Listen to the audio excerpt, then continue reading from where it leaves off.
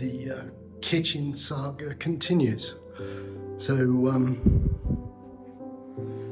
I'm preparing the wires or the power points for the kitchen that's going in. And there's a couple of issues. I've exposed all the wires, and this is how our house is wired. Completely different to the UK system. Basically, you get a junction box, and then they call it a tracing, where a builder marks out where the shortest points, I guess, between power point to power point.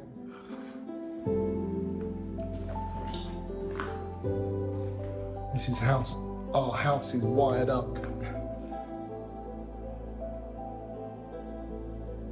So, as I say, completely different to how we wire things in the UK.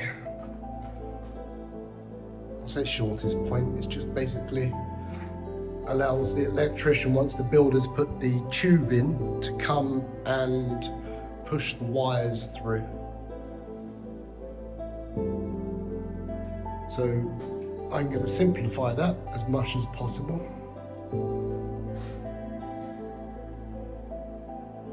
And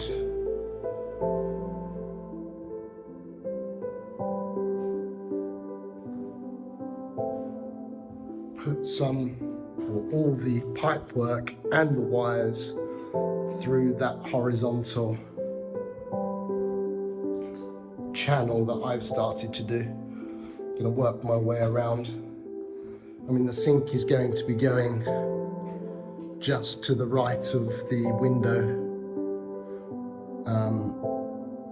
The kitchen planner says that he needs a tube going up to here, and then another one going up to here, just above the cupboards, which is why I've started to put a channel, Italian style, up to there.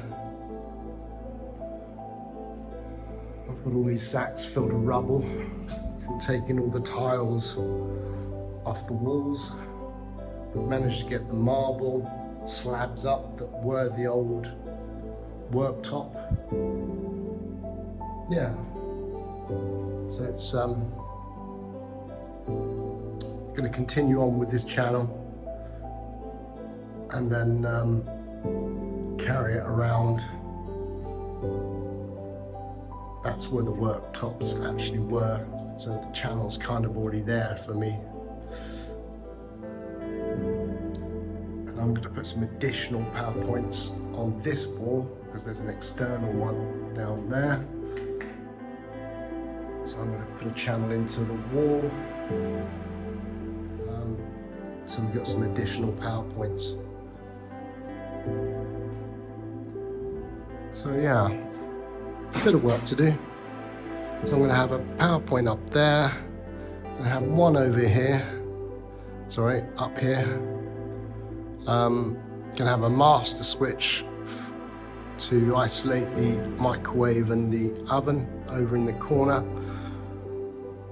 And I'm going to try and put a power point or move that power point up so it's above the work surface, which will come just underneath that windowsill.